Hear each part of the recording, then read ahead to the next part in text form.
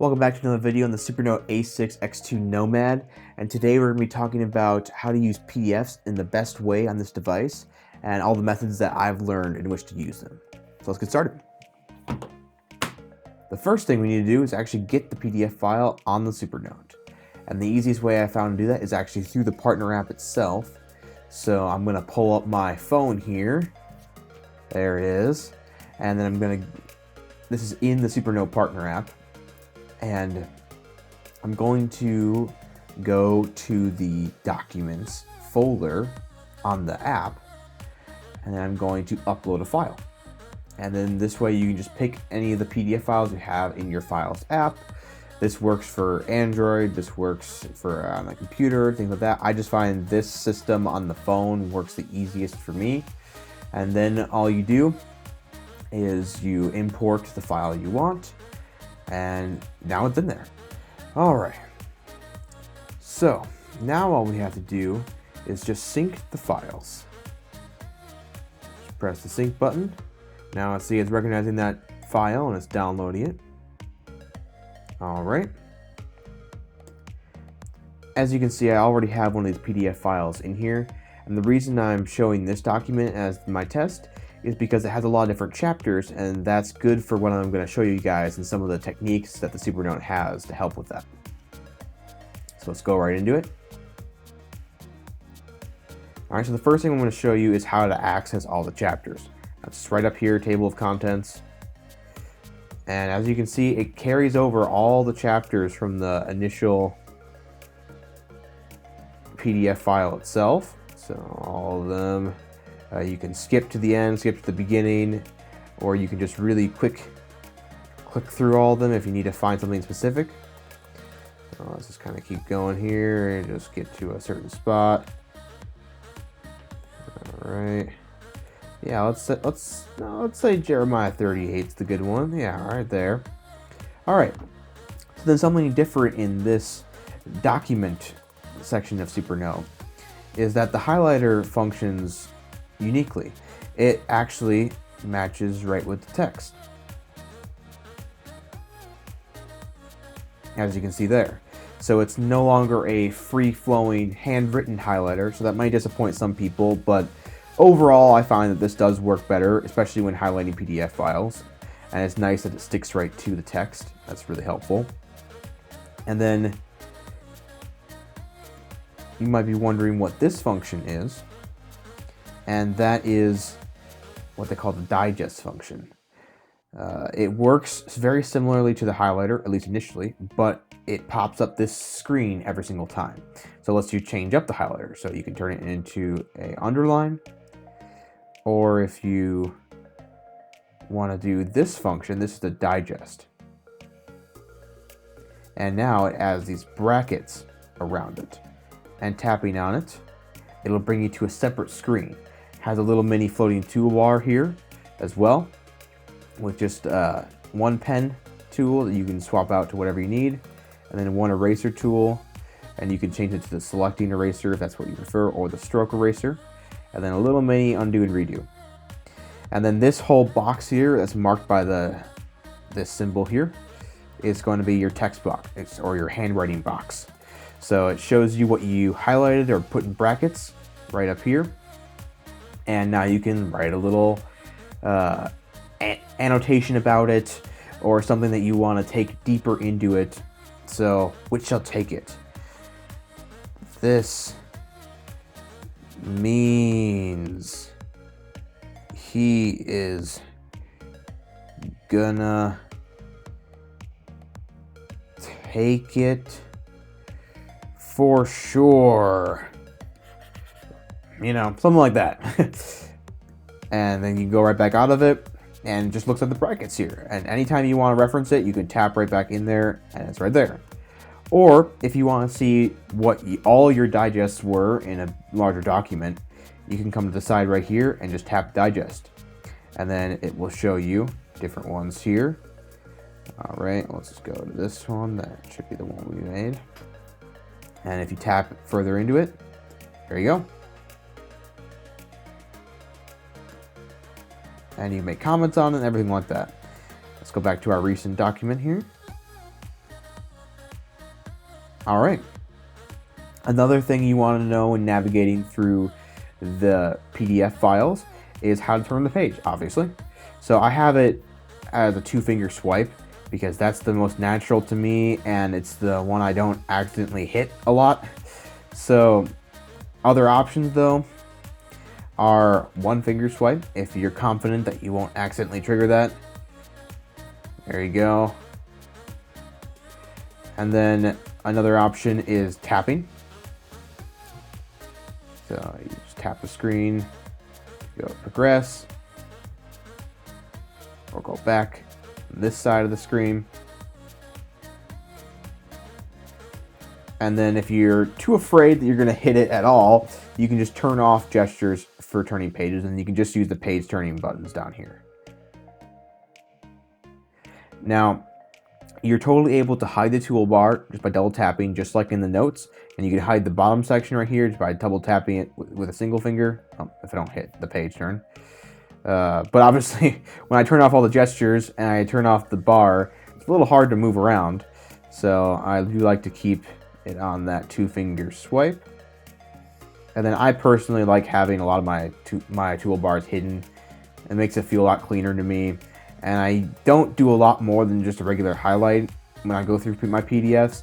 But if you do, you obviously can activate the toolbar. You can also change its location, just like on the other section. So you can put it over here, just like your notes, and that is definitely helpful. It even shows the bookmark tool right here on the screen now, which is actually very helpful. So especially if you're utilizing these tools, this might be a good position for your toolbar. And again, you can put it on the other side, or you can put it at the bottom, or you can just have a floating toolbar and kind of keep moving around wherever you need it to be. Whether it's vertical, horizontal, and then you can shrink it too if you just need a couple tools. There you go. That's a lot of the basics there. Something else you'll notice is that when the stroke eraser is selected, you won't be able to erase the highlights. It'll look like you can for a second, and then nope, it doesn't work. That's because they function a little differently here as they match the words. You actually have to tap on them specifically, I believe, while you're on the highlight tool. And then you have that delete button as an option.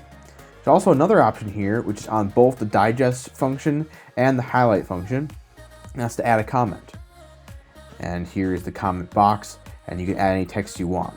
I, again, always use the handwriting text box here. To show the actual keyboard, this is what it looks like. The reason I never use it is, well, let me just try to show it here. So this is test. Yeah, see, I not only misspelled 2 of the words, but it was very slow. It was really hard to keep up. It does not work very well on these e-ink displays, unfortunately. I just don't like it. It's so clunky. I hate it so much. So what I choose to do is I push the globe, go to handwriting mode, and watch how much faster this is. And even with me being sloppy, it still even added some of that stuff at the end. Probably shouldn't have put a random dash there, but it tried its best, and all the words were perfectly translated. That's fantastic to me. So now that's saved. Anytime someone would tap here, comment, it would be in there. So they can always check the comments that way, and that is very helpful. Another thing to note is that when you make these highlights and you make these digests and all that stuff, that will appear in your highlight section up here. All right, see, there you go. And not only do they appear, but they also show exactly what was highlighted, and they'll even show it when there's a comment on it, and you can click this little comment button and it'll show what that comment actually is. Then your annotations will show up in here, and you can have it just show the stars, or you can just show all annotations. And your bookmark will show up here. So if we do add a bookmark here, Let me just show that. Oh, there it is. Just do done. And then I'll also add some annotations. There we go. I'll try to do a star here. There we go. Now let's take a look at that. So here's your bookmark. Obviously you can change the name of it to make it a little bit better. Here's also the annotation. And actually, let me just add an annotation on another page as well. So I can show, if you just do show star, it will only do the star annotations, not anything else, which I think is pretty cool. And obviously it gives you the page number as well. Unfortunately, it looks like it doesn't really show the background of the page on these previews, but this should give you the idea, and it can get you close enough for the most part. So that's the basics of using the document PDF editor on Supernote and how that all views and how you can see all the different chapters and everything like that. However, there is another way of using PDFs on Supernote. I will show that now. So let's go back to our files, and I already have something in here in the My Style folder, and that is the random NPC names.pdf that I have. This is a 2-page PDF, and I uploaded it into the My Styles folder, which is usually used for the custom templates for the notes. And that's exactly what this is. It's now a note template. So I will show you the note that I use for it. This is a .note file. So now this PDF is the background behind the note. And it translated both pages in here. There you go. This is my PDF template. You can definitely change the template. You can still add pages, and you can mark everything up with your same note-taking tools you always have. All 3 different things. And if you prefer the handwritten highlighter, that might be a benefit here. However, I will warn you, when using PDFs with the highlighter, it actually whites out the text. And I figured that out. And in my case, it actually worked pretty well. But in some people's cases, that's not a good idea. And you may not want that at all. So the other editor may be the better way to go. But this is what it does here. And this is definitely an option. And I use this, again, for obviously the random NPC names. And I find that's a quick and easy way to do it. It also works really well in landscape mode. And you can just scroll through the, yes, e-ink scrolling is a little weird, but it works, it does the job. This is actually usually how I have it during my sessions, so I can quickly check some names off, and I don't have to come up with every name off the top of my head or have all of them written down in advance. And it's all separated by race. It's pretty nice. And that's how PDF files will work on the Supernote A6X2 Nomad. So comment below any other questions you may have regarding PDFs or regarding anything to do with this device in general. And I will do my best to either answer the questions, or I might even make a follow-up video explaining the answer to that question. This video itself was actually sparked by someone asking about PDF textbooks for as a student. And I'm not a student myself, so I didn't really have access to many of those PDFs to review, but that's why I used the NKJV Bible translation, because with all those multiple chapters, I felt that that was a good comparison of how you might use a textbook on this device. And I hope it answers all your questions. So please subscribe, like this video, comment below any other questions you may have, and please share this, get it out there. I like to be able to reach a lot more people with these things, and if you have any suggestions of future videos, anything like that, I want to know. Thank you.